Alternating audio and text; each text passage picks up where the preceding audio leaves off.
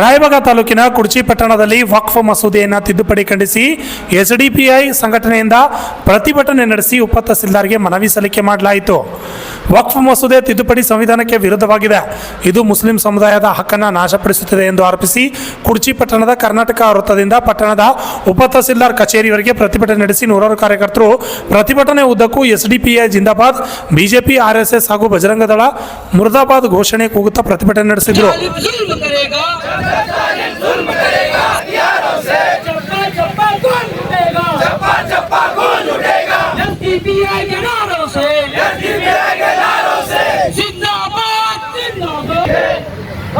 बचाने निकले हैं,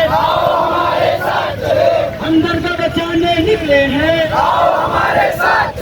हम खानका बचाने निकले हैं, हम देश से बचाने निकले हैं, हम देश से बचाने निकले हैं, हम मसाजिद बचाने निकले हैं. जब जब जालिम जुल्म करेगा सत्ता के हथियारों से, हम क्या चाहते हैं हम लेके रहेंगे, तुम्हें देनी पड़ेगी, हम लेके रहेंगे, तुझे देनी पड़ेगी, हम छीन के लेंगे, तुझे देनी पड़ेगी, हम जिंदाबाद जिंदाबाद एसडीपीआई जिंदाबाद. हम वक्त बचाने निकले हैं, हमारे साथ चले, हम वक्त बचाने निकले हैं, हमारे साथ चले, हम निकले हैं, हमारे साथ चले, हम मदारिस बचाने जिंदाबाद, नहीं छोड़ेंगे नहीं छोड़ेंगे, नहीं छोड़ेंगे, हम वक्त बचाने निकले हैं, हमारे साथ उठेगा. एसडीपीआई का नारा है, जब लाल हरा लहरा, तेरा नाम बजरंग दल, तेरा नाम. हमारा संवैधानिक हक हमें जो इजाज़त देता है कि हमें अपनी इबादत में मुकम्मल तौर पर आज़ाद है, हम अपनी इबादत पूरी मुकम्मल तौर पर कर सकते हैं. तो ये वक्त भी हमारी एक इबादत है, ये हमारे अल्लाह का दिया हुआ एक इनाम है, ये हमारे औलिया इकराम का वर्षा है, उसमें सिर्फ मुसलमानों का हक है, ये वक्त कहते हैं.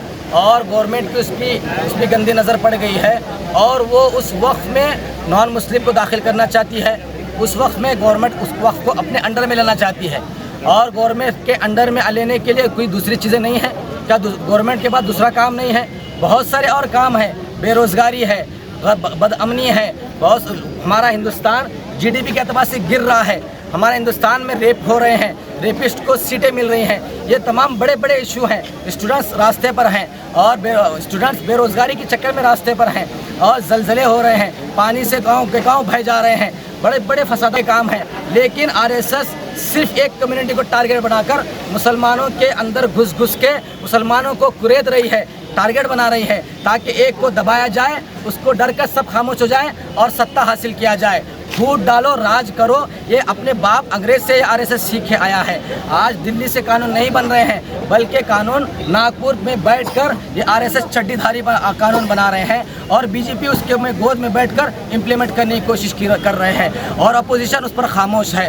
खामोश रहने वाला भी उतना ही गुनहगार है जो कानून बनाने वाला गुनहगार है. और हम मुसलमान वो कौम है जो टीपू सुल्तान का नाम लेती है, जिसका नारा है एक दिन की ज़िंदगी शेर की गीदड़ की 100 साल ज़िंदगी से बेहतर है.